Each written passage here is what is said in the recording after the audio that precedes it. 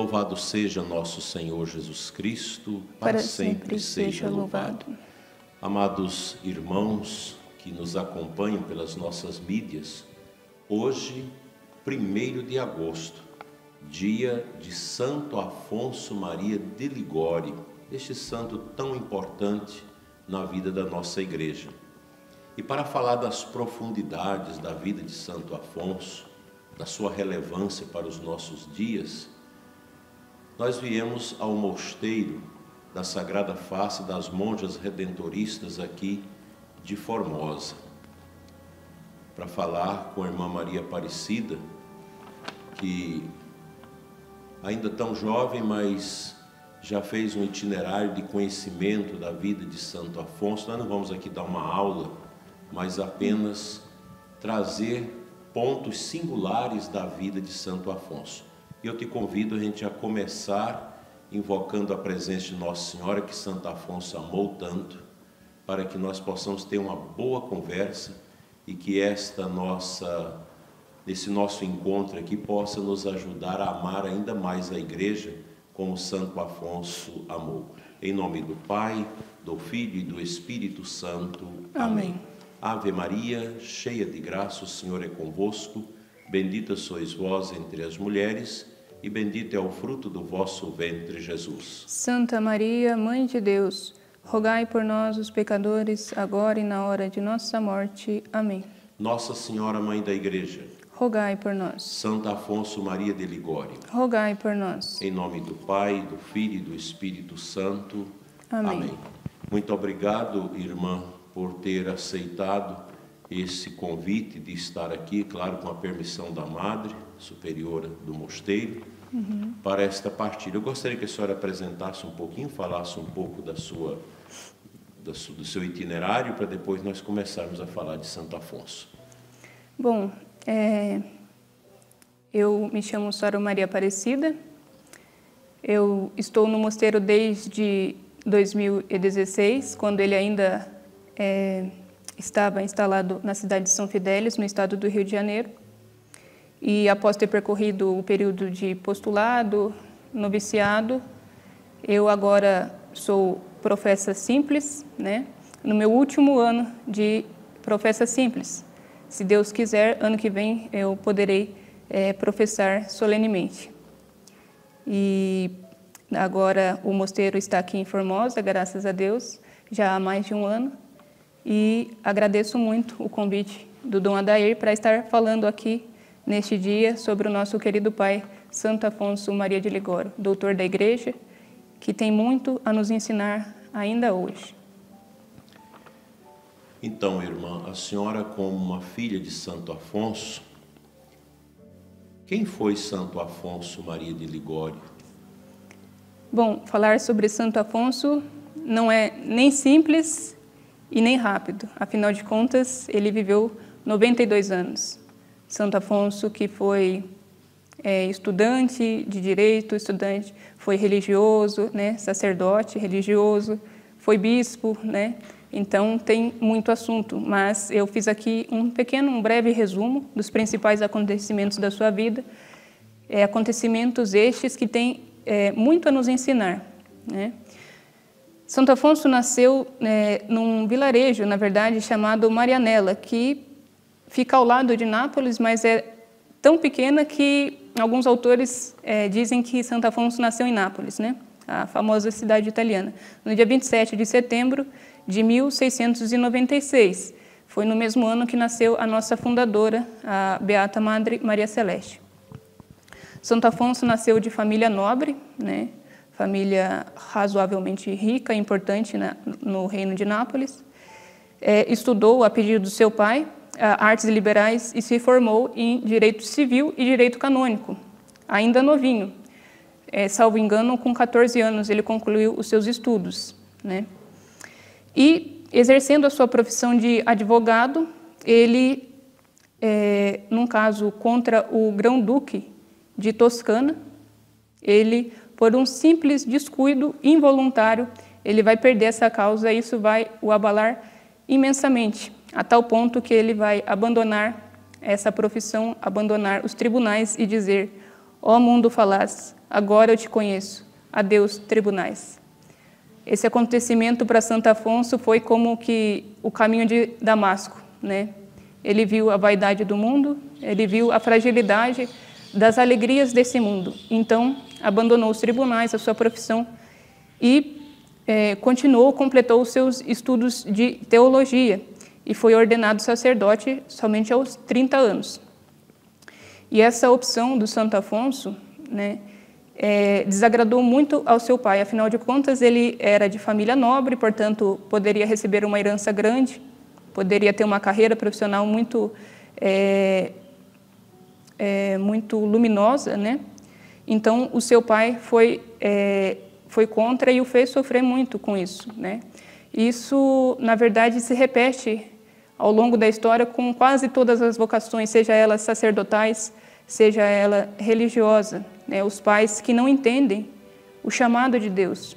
Do ponto de vista humano, eu até entendo, mais ou menos, um coração de um pai e de uma mãe que sofre por ter o seu filho, a sua filha distante. Mas se nós olhamos sob a perspectiva da vida espiritual, a vida eterna, isso é um grande absurdo, né? E aproveito a ocasião para alertar os pais que porventura possam estar passando por essa situação onde o seu filho, a sua filha manifestaram um desejo de seguir a vocação sacerdotal religiosa, que não o impeçam, porque essa vida passa depressa demais.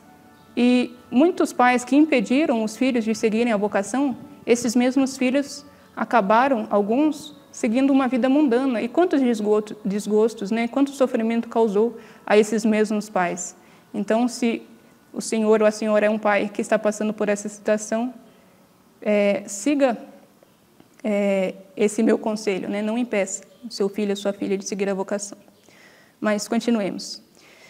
Desde então, Santo Afonso colocou todos os seus conhecimentos a serviço de Cristo, sobretudo para evangelizar os pobres e abandonados das zonas rurais da Itália.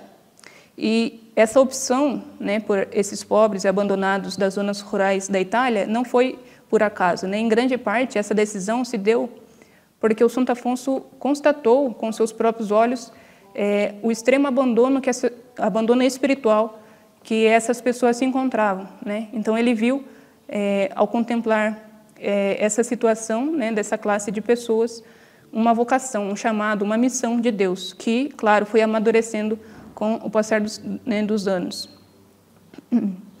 E é interessante, antes mesmo da gente falar do surgimento dos redentoristas, fazer apenas um comentário, que o Santo Afonso e a Beata Maria Celeste e a congregação e a Ordem dos Redentoristas surgiu justamente quando se iniciava, se formava lá na Europa aquilo que iria culminar na Revolução Francesa, né? As ideias iluministas que já surgiram um século antes começaram a se espalhar por toda a Europa e aquilo vai culminar na Revolução Francesa. Então, a gente sabe, para quem estudou a história da Igreja, que justamente nesse período, talvez a gente fale um pouquinho mais para frente novamente sobre esse assunto, que o Marquês de Pombal, né, um pouquinho mais tarde, na verdade, vai iniciar uma perseguição muito agressiva contra os jesuítas, que até então dominavam, né, o ensino nas universidades, né, e tinham grande influência nesses ambientes. E é justamente quando se tramavam, aliás, não só o Pombal, mas a gente sabe que quem tramou, escondido tudo isso, foi a maçonaria, né?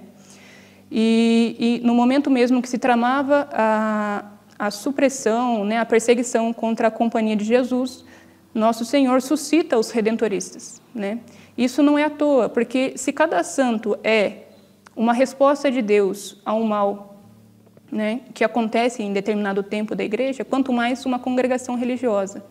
Então, diante desse mal, dessa perseguição contra os jesuítas que estavam no ambiente universitário, Nosso Senhor suscita a congregação e a ordem redentorista que tem a missão de ir atrás dos pobres e abandonados das zonas rurais, porque justamente nesses ambientes, naquela ocasião, era onde ainda se preservava, né, das ideologias iluministas e toda aquela doutrina que excluía Deus e a sua santa lei.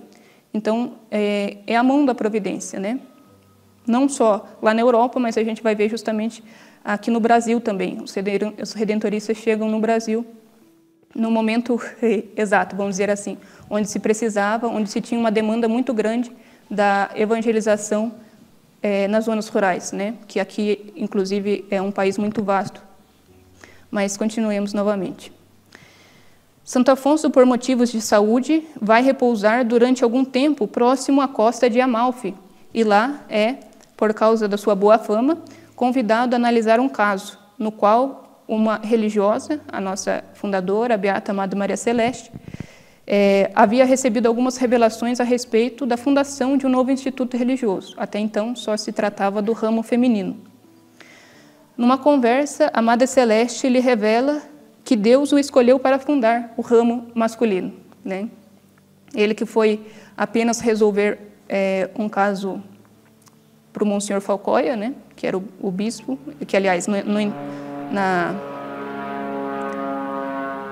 na ocasião não era bispo ainda. Ele tomou essa surpresa, né? Que a Madre Celeste lhe fala que Nosso Senhor queria que ele fosse o fundador do ramo masculino. E depois de muita resistência, devido à sua extrema humildade, né, e em se sentir indigno de tal missão, ele aceita e a fundação acontece no ano de 1732. Nesse início da obra, tanto das monjas quanto dos padres, há inúmeras confusões e desentendimentos.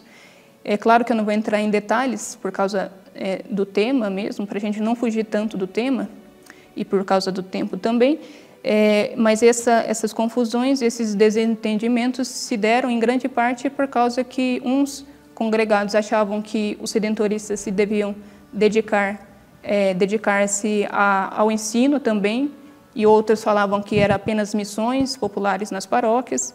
Isso foi, em essência, a causa das discussões. Em 1749, o Papa Bento XIV aprova as Santas Regras, né? E um ano depois, a regra das monjas, né? Santo Afonso e os congregados, né, começam, aliás, eles já faziam as pregações, mas de forma mais oficial, vamos dizer assim.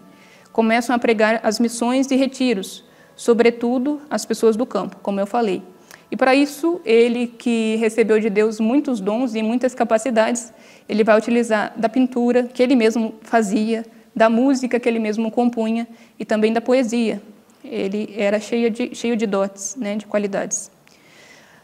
A fama dele se espalha e chega até ele os rumores de que o queriam bispo de Palermo. E ele então responde diante desses rumores, pedindo que rezassem para evitar que esse grande escândalo acontecesse, né? A gente vê uma grande humildade em todos os acontecimentos da sua vida. Ele se sentia indigno de ser fundador, indigno de ser bispo, e não era simplesmente da boca para fora, porque isso a gente lê muito nos livros, e muitas vezes as pessoas até dizem, eu não mereço, mas ele de fato conformava a sua vida, todas as suas palavras, as suas atitudes de acordo com esse princípio. Ele não era digno, né? Mas, em 1762, o Papa Clemente XIII deu-lhe, né, a mitra de Santa Águeda dos Godos, né? Ele se tornou bispo dessa diocese. E ele que disse, então, a vontade do Papa é a vontade de Deus. E ele aceita, né? Durante 13 anos, pastoreou sua diocese, reformou mosteiros, né? Lá ele também acompanhou, inclusive foi ele quem pediu a fundação das monjas redentoristas na sua diocese. Ele acompanhou tanto elas como os outros mosteiros já existentes, né? Reformou o clero também, que estava relaxado, e os costumes, né, dos povos, dos seus diocesanos em geral. Isso através das pregações, através das cartas pastorais, e enfim. Em 1775, a seu pedido, o Papa livra-o do bispado, porque ele já se sentia idoso, cansado, né, adoentado. Ele volta para o convento, porém, como a vida do santo não é fácil, e é preciso se configurar a Cristo crucificado, teve o desgosto de ver a cisão do seu instituto Isso se deu em grande parte por causa da questão do regalismo, por causa do rei de Nápoles, né, que botou muitos problemas. E o que é pior, ele acaba sendo expulso da própria congregação que fundara, por também tramas, né, de outras pessoas. Nos últimos 12 anos de vida, ele escreveu muitos livros, que logo mais o Dom Adair apresentará a todos, e morreu no dia 1º de agosto de 1789, no convento de Pagani. E é interessante, porque eu já comentei que os redentoristas e as redentoristas surgem num contexto onde estava ganhando forma a Revolução Francesa, e ele morre justamente quando se inicia efetivamente a Revolução Francesa, né, no ano de 1789. Foi canonizado em 1831 pelo Papa Gregório XVI e declarado doutor da Igreja em 1871 pelo Papa Pio IX. Isso foi um breve resumo dos principais acontecimentos da sua vida. Ainda só para finalizar esses acontecimentos mesmo, quando no segundo dia, onde velava o seu corpo, no convento, numa cidade vizinha, agora não me recordo o nome, um menino de 1 ano e meio estava agonizando, estava muito adoentado, e seus pais desesperados, até que sua tia, que conhecia muito bem o bispo de Santa Águeda, né, a sua fama de santo, ela resolve pegar o menino e sair às pressas levar lá no velório do santo bispo. Seus pais falam, não adianta, ele vai morrer no caminho, mas ela, com muita fé, leva-o. Chegando lá, ela pede a um irmão que coloque o menino ao lado do rosto do Santo Afonso. E o menino já estava praticamente morto mesmo. E quando ele encosta o menino no rosto do Santo Afonso, o menino revive e volta a pé para casa. E quando chega em casa, né, acho que um dia depois, o seu pai, a sua mãe, dá uma pintura do bispo, né, do Santo Afonso, e ele, com 1 ano e meio, que até então não havia articulado nenhuma palavra, ele diz, Afonso, Afonso, o santo está no céu. Né? E depois, para testar, eles dão uma outra pintura de outra pessoa e ele fala, não, esse não, eu quero o Afonso. E aí devolve e ele fala a mesma coisa. Afonso, Afonso, o santo está no céu. Isso são apenas, né, alguns, aliás, né, de tantos milagres.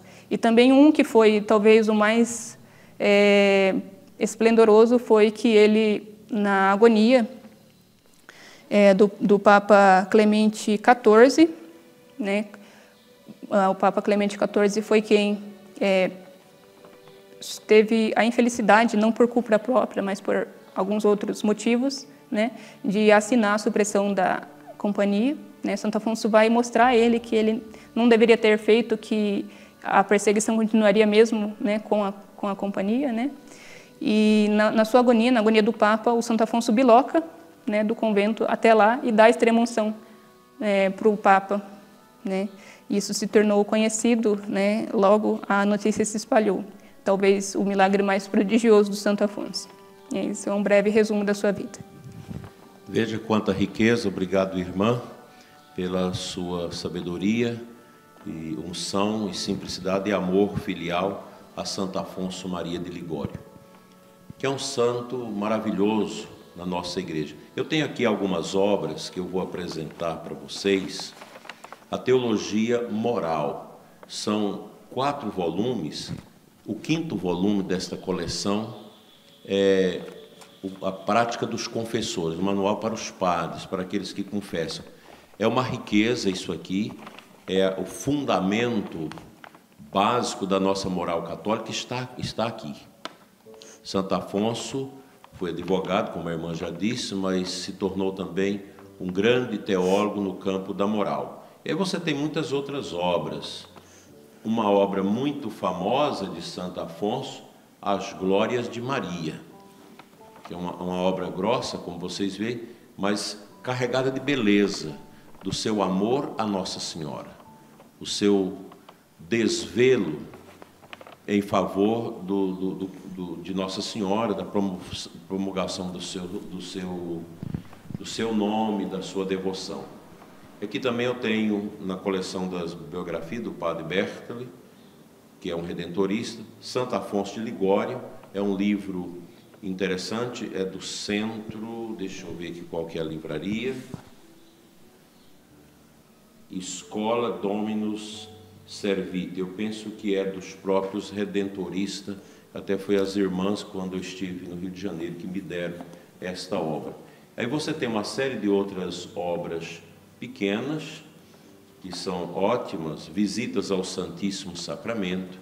Eu até vou, o nosso programa Oração da Manhã, oportunamente, num tempo determinado, e nós vamos trabalhar esses, são 29 visitas, me parece, ou 30 visitas. Então, 30, né? São um para cada dia do mês. É um para cada dia do mês, 30 visitas ao Santíssimo Sacramento.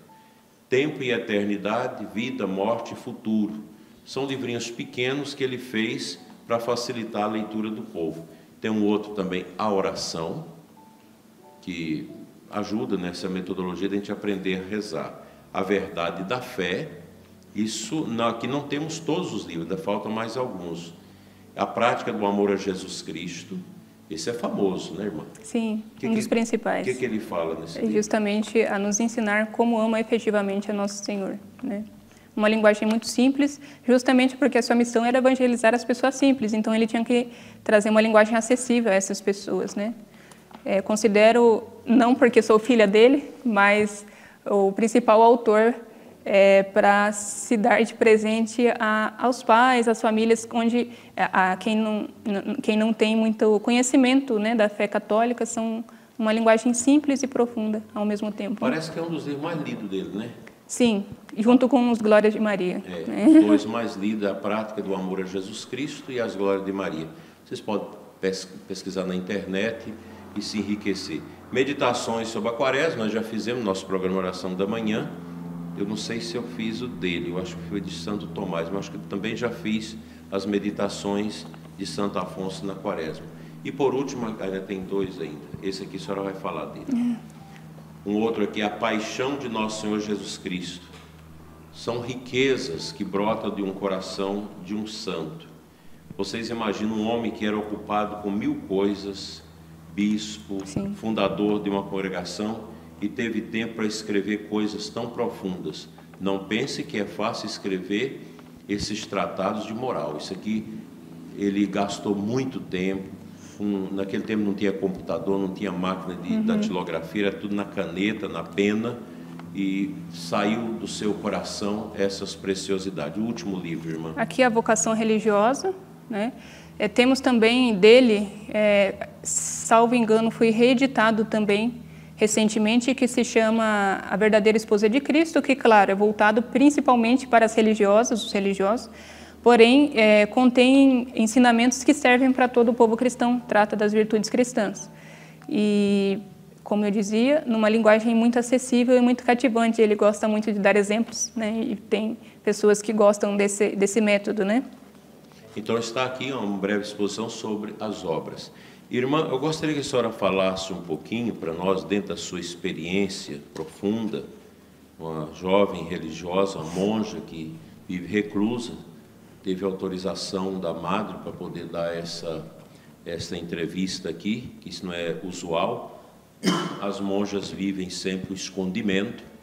Aqui atrás nós temos aqui a capela, mas atrás aqui nós temos a clausura, onde elas assistem à missa. Atrás, elas não têm contato com o povo, vivem uma vida de profunda intimidade e silêncio. Quantas irmãs tem aí dentro? 13. São 13 irmãs, entre as irmãs devotas, noviças e também postulantes e aspirantes. Sim. Quais, irmãs, os pontos mais importantes, ao seu ver, do ensinamento de Santo Afonso Maria de Ligório para os nossos dias? Sim. Eu vou reduzir nessa aula. Se algum dia nós gravarmos outras, eu vou me estender a mais. Mas tem um ensinamento especificamente que ele praticamente fala em todas as suas obras, até mesmo as teológicas e as ascéticas, né? Que é uma expressãozinha que se repete em todos os seus livros, que é a vontade de Deus, né? Santo Afonso era fascinado, né, apaixonado por essa ideia de conformidade com a vontade de Deus. Ele que dizia que a santidade consiste em conformar a nossa vontade com a vontade de Deus, né? Ele que falava muito da importância da obediência aos superiores, seja os religiosos, seja o bispo da sua diocese, e principalmente o Santo Padre, o Papa, né? Ele vai encarnar esse princípio na sua vida. Tanto é que naquelas dificuldades, no início da congregação, ele vai fazer o voto de nunca abandonar a congregação e sempre se colocar sob os cuidados, né, e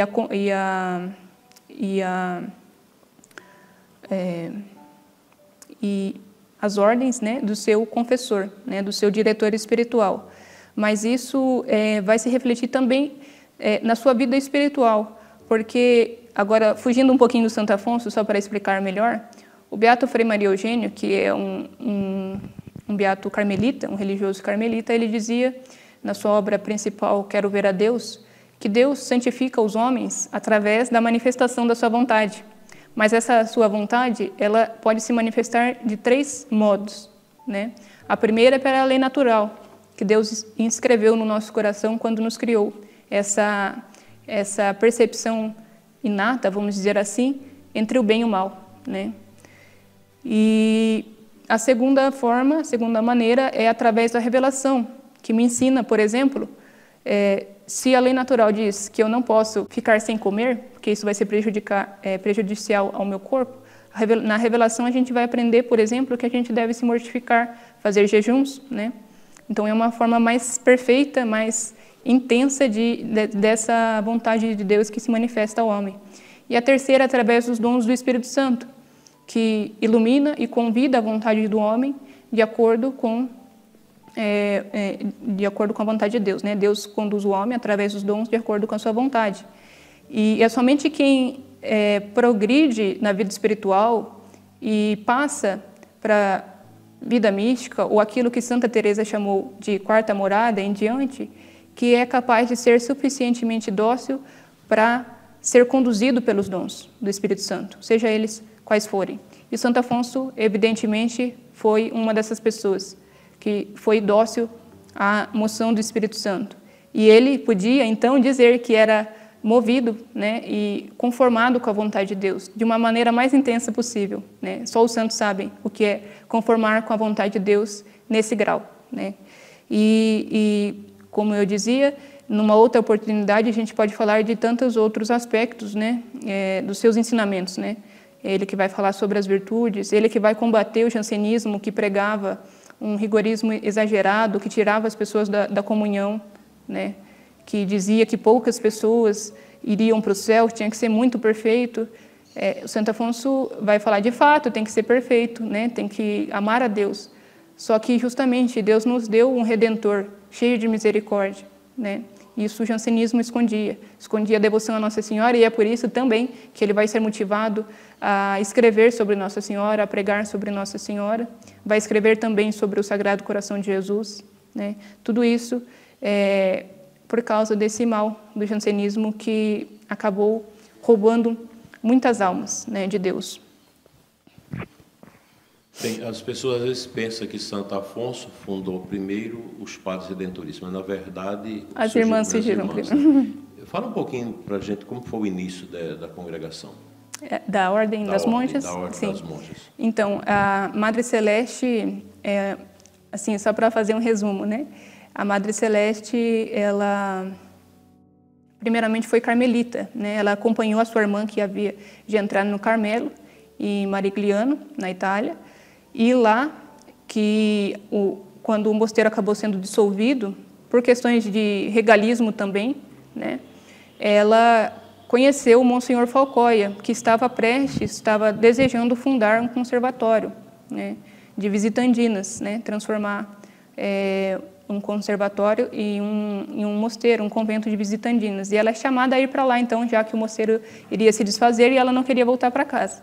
Então, ela vai para lá, na cidade de Scala, que fica próximo a Amalfi, né, onde o Santo Afonso foi, justamente, e lá, no ano de 1725, ela recebe as primeiras revelações da regra.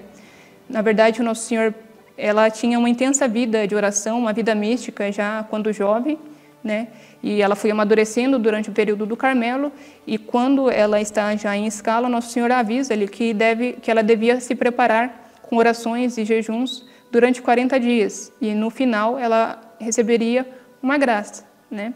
E naquele último dia, depois da comunhão, né, na ação de graças, ela recebe a revelação da nossa regra, que foi ditada, a princípio, em primeira pessoa. O Eterno Pai falava, né, contém o prólogo, contém como as irmãs devem organizar o seu dia e tudo mais.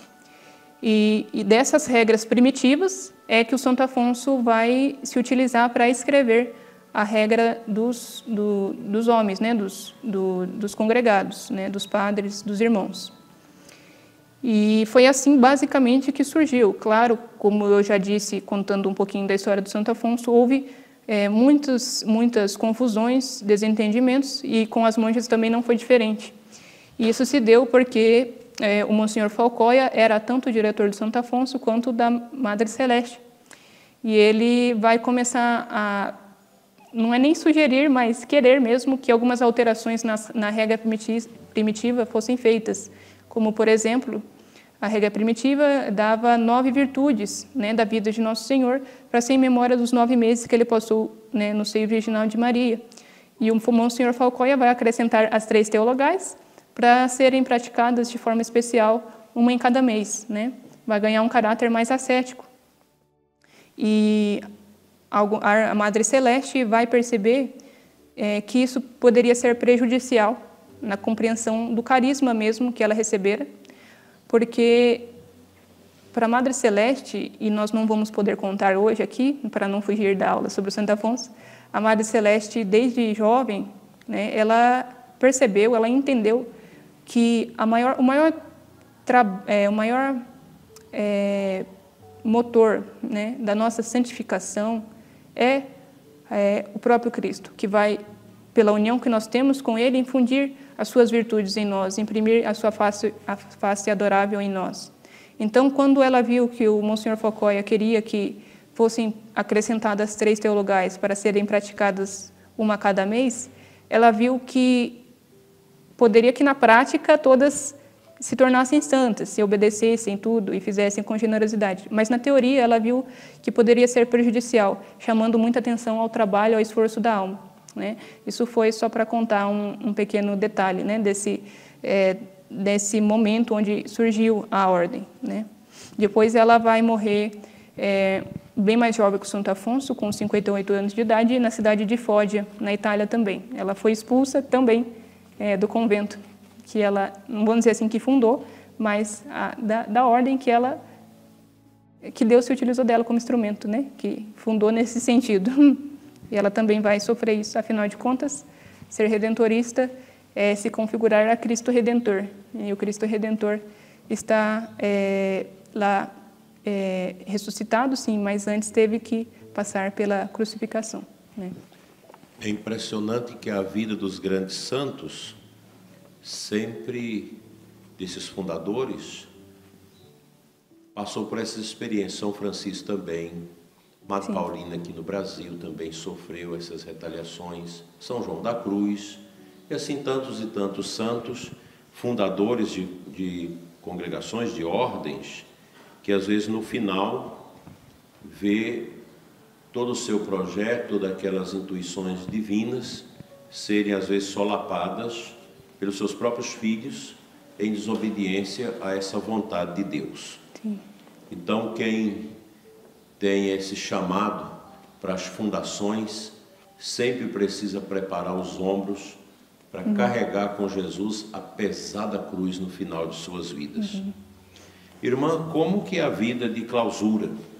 Bom, na clausura, ou a gente está rezando ou se preparando para rezar. Claro que nós não somos anjos e nós também temos os trabalhos de casa, né? Nós também lavamos, passamos, limpamos, né? Mas na clausura, todos os elementos da clausura, inclusive a própria clausura, a própria separação do mundo, eles foram criados, né, para a todo momento elevar a alma do monge e da monja para Deus, né? É tudo para lembrar a presença de Deus, desde um quadro, desde a hora de levantar, desde uma imagem que a gente vê. Todos os elementos da vida claustral, elas nos empurram, né, nos movem, movem o nosso olhar e o nosso coração para o alto. Não é à toa que nós temos muros nos 4 lados, né, para evitar que nós vejamos o mundo e apenas uma abertura para cima. É aquilo que a gente reza na missa, né? Corações ao alto, sursum corda, né? Coração para cima. E assim a gente vive como homens uma vida de anjo, né? Louvando a Deus e cantando as suas misericórdias através, sobretudo, da liturgia da igreja, né? A Santa Missa e o ofício divino. Partilhe conosco, irmã, o sentido, um pouco dessa entrega total a Deus na vida contemplativa, de clausura, porque para muitas pessoas talvez é até estranho, né, ver uma jovem religiosa, monja, que está entre esses 4 muros, sem olhar para as coisas aqui de baixo, mas olhando somente para as coisas lá de cima. E aqui no lugar que vocês estão temporariamente, até a construção do mosteiro, definitivo, é um lugar onde os aviões perturbam muito, né? Bastante. Além também dos bares e do movimento das ruas, que realmente tira um pouco esse elemento preponderante da clausura do mosteiro, como o de vocês, que é um mosteiro de observância, que tira essa capacidade das irmãs de ter uma tranquilidade de oração para rezar pelo mundo, pela igreja, por todos. Mas como a senhora, qual o sentido de tudo isso na sua vida? Sim, o sentido da vida claustral, né, da vida consagrada, sim, mas nessa separação do mundo mais radical, ela se tornou importante para mim logo depois que eu passei pelo meu processo de conversão, né? Já partilhei isso numa outra entrevista, né, com outro apostolado, e lá eu dizia que depois de ter ido para a universidade, né, e tido a graça da conversão lá, a primeira atitude, claro, foi reformar a minha vida, as minhas vestes, as minhas palavras, as minhas amizades. Depois que eu fiz a lição de casa, me veio a necessidade extrema de me afastar fisicamente daquele ambiente, onde tudo, ao contrário da clausura, puxa para as coisas do mundo, né, para o pecado. Então, eu fui para casa, né, e comecei lá a estudar e a rezar. Estudar sobre a vida dos santos, sobre a vida de oração, sobre a Igreja de Cristo, né, a Igreja Católica, sobre a moral católica. E depois de ter passado alguns meses fazendo isso, eu pensei assim, claro, quando eu digo eu pensei, eu quero dizer, Deus iluminou, né, me iluminou desse modo.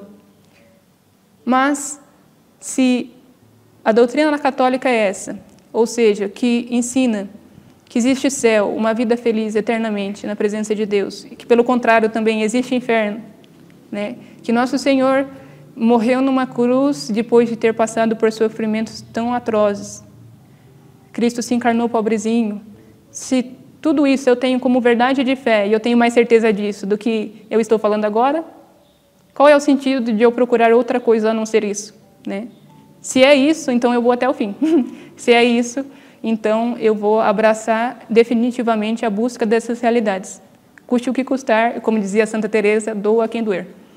E então, quando eu planejava como alcançar isso, logo me veio à mente também: eu preciso novamente me afastar agora da casa dos meus pais. Não porque a minha família em si me afastasse de Deus, mas porque a gente sabe que o vínculo familiar, aquela rotina diária, para alguns que, como eu me converti, é mais difícil, né? Impede, mas não absolutamente, né? Relativamente falando, a busca da santidade. Então eu pensei, eu acho que eu devo ser monja, porque eu já tinha lido o suficiente para saber que uma monja vivia afastada do mundo para buscar a Deus. Se é isso que eu quero, então acho que eu devo ser uma. Então foi aí que eu intuí a importância da vida claustral, da vida realmente separada do mundo, né? Não desmereço as outras vocações, muito pelo contrário, são necessárias, né? Mas foi desse modo que Deus me conduziu e desse modo que eu entendi a importância de ser monja, né? É muito interessante pensar essas realidades, a riqueza da igreja. Nossa igreja possui uma riqueza imensa, os carismas, as vivências. Às vezes as pessoas pensam, mas mosteiro, que sentido tem homens e mulheres reclusos no silêncio, vivendo a pobreza, a radicalidade? fugindo de tudo que é vaidade. Tem um sentido muito importante, porque no mosteiro se ergue os louvores a Deus pela igreja, pela santificação do mundo. As monjas têm sempre centenas de intenções pelas quais elas rezam. Isso eu chamaria, irmã, de alavanca. Os mosteiros são as alavancas que dão sustentação espiritual à vivência da igreja, ao apostolado da igreja que está aí presente em todos os cantos da terra. Sem dúvidas. Bem, minha querida irmã, nós estamos no mês de agosto, começando hoje o mês de agosto, dia de Santo Afonso Maria de Ligório. Eu gostaria que a senhora deixasse uma mensagem aos jovens que vão assistir a esta nossa conversa, também aos pais que têm seus filhos vocacionados, pais, mães que rezam pela vocação dos seus filhos. Qual a mensagem que a senhora daria a eles para os dias de hoje? Sim. Para dar um recado eficaz nesse dia, eu trouxe aqui uma passagem da vida da Princesa Isabel, a última a governar o Brasil antes da queda da monarquia. O tema em si, aliás, o acontecimento em si pode parecer que não tem nada a ver com o assunto de hoje, mas tem sim muito a nos ensinar, né? A Princesa Isabel já desejava há muito tempo, assim como seu pai e o seu avô, abolir a escravidão no Brasil, né? Só que ela sabia que isso não era um assunto tão simples de se resolver apenas assinar um papel, né? Ela sabia que muita coisa estava implicada nisso. E no momento mesmo onde ela ia assinar, né, poucos momentos antes, um homem, que agora eu não me recordo qual o nome e qual o cargo, olhou para ela e disse: Vossa Alteza assinará o fim da monarquia no Brasil, o fim da Casa de Bragança. E ela, como fiel católica, um exemplo de católica, ela olhou para ele e falou assim: se 1000 tronos eu tivesse, 1000 tronos eu daria para libertar esse povo, né? Um desapego total, né? Ela poderia, então, governar um império, né? O Império Brasileiro. Ela poderia continuar com a Casa de Bragança aí reinando, quem sabe mais alguns anos, décadas, enfim. E ela, para salvar aquele povo da escravidão, então, externamente falando, dos seus patrões, né? Ela abdicou. Ela sabia que ia perder e não se importou. Claro que isso não foi simplesmente porque ela é uma pessoa boa, mas porque ela era uma autêntica católica e ela amava muito a Cristo. E ela via naqueles escravos seus irmãos. E por que eu dei esse exemplo? Porque há tantos tronos na vida dos jovens de hoje e que vocês precisam aprender a renunciar, a abrir mão para libertar, não escravos de senhores, de patrões, mas escravos de Satanás, que quer levar essas almas para o inferno, né? Depois de já fazê-las sofrer muito nessa vida, né? Porque o pecado é simplesmente uma euforia, tem muita tristeza também já nessa vida, mas sobretudo na outra, né? Então, quais são, por exemplo, esses tronos que a gente deve abrir mão para salvar? É o apego à família, é o desejo de uma carreira profissional, né? Desejo de fama, de dinheiro, né? De estar com os amigos, de ter uma vida estável. Tudo isso são tantos tronos que a gente, a exemplo da Princesa Isabel, deve abrir mão para se tornar tantos outros redentores, salvadores, né? Muito bonito, é isso mesmo. Eu acho que a senhora tocou um assunto muito importante, que são esses tronos, as falsas amizades e as falsas seguranças deste mundo e tantas outras coisas. A gente vê aqui, o bispo pode entrar no mosteiro, né? A clausura papal, então o bispo pode entrar no mosteiro. Mas quando a gente visita o mosteiro, que conversa com as meninas, com as vocacionadas, a gente percebe uma beleza esplendorosa no rosto de todas elas, que buscam essa compreensão da vida a partir da entrega total no silêncio a fazer a vontade de Deus. Eu agradeço, irmã, imensamente as suas orações, em primeiro lugar, e das demais irmãs pela nossa diocese, pelo bispo, pelas nossas vocações. Peço que vocês rezem pelas vocações nesse mês, não só de vocês, mas também do nosso seminário, das outras congregações da diocese. e dizer da minha alegria de poder saber que aqui, no meio do barulho, no meio de tantas confusões da nossa cidade, mesmo que provisoriamente, não sabe até quando, o Mosteiro da Sagrada Face é uma espécie de um bom vulcão que eleva ao alto as orações matinais, já na madrugada e durante o dia, diversos momentos, a missa diária, que dá sustentação à igreja. Eu acho que isso estava profundamente no coração de Santo Afonso Maria de Ligório. Quanto bem isso faz a nossa vida e a vida da nossa igreja.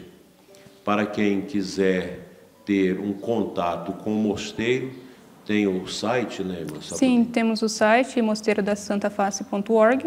Temos também o e-mail, que na verdade vai estar indicado no próprio site, mas é mosteirodasantaface@gmail.com, né? E lá vocês podem entrar em contato. Talvez demoremos alguns dias para responder, mas responderemos, com a graça de Deus. E eu deixo agora as suas considerações finais. Sim. Nós falamos hoje, né, sobre o nosso querido pai, Santo Afonso, né? O meu pai especialmente, mas de todos que o recorrem, né, como intercessor. E não saindo do assunto, mas trazendo mais para a realidade aqui do nosso país, do Brasil, né, onde os redentoristas também já vivem há mais de 100 anos, eu gostaria de fazer essas considerações finais voltada para esse ponto específico, né, nos redentoristas no Brasil. E para isso eu vou recorrer também a outro acontecimento da Princesa Isabel, que vai nos ilustrar muito a importância de ser redentorista e aqui no Brasil, né. A Princesa Isabel, ela, como eu já disse, ela já desejava há muito tempo, né, assinar a Lei Áurea, a libertar os escravos do Brasil. E ela sabia que a monarquia estava em jogo, né, a Casa de Bragança estava em jogo, enfim. E então, ela que já tinha uma promessa, né, a pagar com Nossa Senhora Aparecida, pois ela, no início do seu casamento, tinha dificuldades de ter filhos, né, ela manda de presente, né, a Nossa Senhora Aparecida uma coroa, uma réplica perfeita ou quase similar àquela que seria a coroa que ela receberia se fosse a imperatriz do Brasil, né. Então ela pediu que o ourives da Casa Imperial fizesse essa réplica, né, em miniatura, né, para dar a imagem de Nossa Senhora. E com essa coroa ela mandou um bilhete que dizia que ela era apenas uma princesa da terra e Nossa Senhora era a rainha do céu e, portanto, ela se curvava diante dela, né?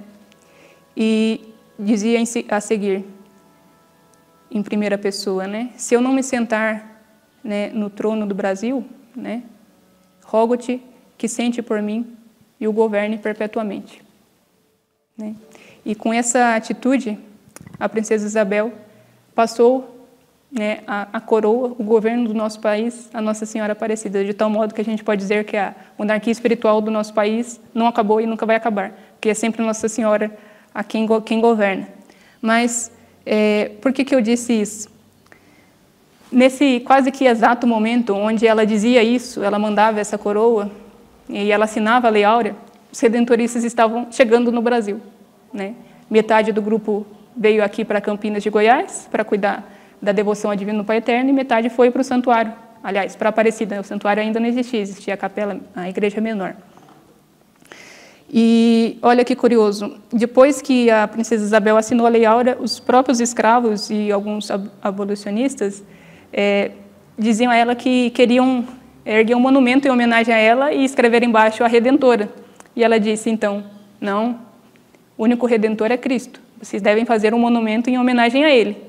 E mais tarde esse pedido seria atendido, e seria o Cristo Redentor, lá no Corcovado, onde queriam colocar a imagem dela. Inclusive, o projeto dela constava de Jesus abraçado com a cruz, né? Sim, o Cristo Redentor, que inclusive é aquele que nós temos na nossa capela, e que a Madre Celeste tinha na capela, no primeiro mosteiro, né, com o globo nas mãos e a cruz, né? E então esse pedido foi atendido, mas as coincidências não param por aí, né? O nosso país, cujo nome de batismo já revela muito a sua missão, né, Terra de Santa Cruz, ele tem um carinho todo especial, né, porque foi um dos únicos países, junto com Portugal, que nasceu católico, nasceu por motivo de fé.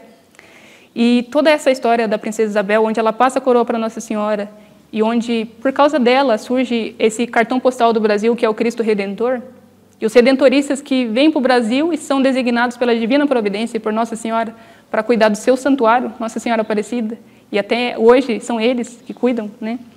Tudo isso quer nos chamar a atenção, né, de que nós todos, brasileiros, não só eu, que sou redentorista, e os padres e as irmãs redentoristas, devemos ser tantos outros corredentores, né? E para isso, a gente tem que se configurar com Cristo Redentor. As suas virtudes, as suas palavras, os seus pensamentos, viver unidos a Ele. Porque quando a gente se configura a Cristo, né, acontece aquilo que São Paulo escreveu, né? Já não sou eu quem vivo, mas Cristo que vive em mim. E quando a gente é um alter Christus, né, um outro Cristo, as pessoas nos veem e não veem a nós, mas veem Cristo. E assim a salvação chega a todos. E assim se realiza aquilo que diz o lema da nossa congregação e da nossa ordem. Copiosa apud Deo redemptio. Junto dele, de Cristo, a redenção é copiosa. Amém. Que bonito. Muito obrigado, querida irmã Maria Aparecida, nossa monja, aqui do Mosteiro Sagrada Face de Formosa. Só estendo um abraço a todas as irmãs e as formandas. E nós vamos terminar esse momento. Agradeço muito a você que participou conosco desse momento tão sublime, esse primeiro dia de agosto, dia de Santo Afonso Maria de Ligório, abertura do mês vocacional. A nossa proteção está no nome do Senhor, que fez o céu e a terra. Bendito seja o nome do Senhor, agora e para sempre. Amém. Pela intercessão da bem-aventurada Virgem Maria, Rainha e Padroeira do Brasil, e de Santo Afonso Maria de Ligório, abençoe-vos Deus Todo-Poderoso, Pai, Filho e Espírito Santo. Amém. Amém. Aguardem que mais para frente a gente vai ter alguns outros momentos com a irmã, que é muito sábia, muito profunda nos ensinamentos de Santo Afonso. Fiquem com Deus e muito obrigado.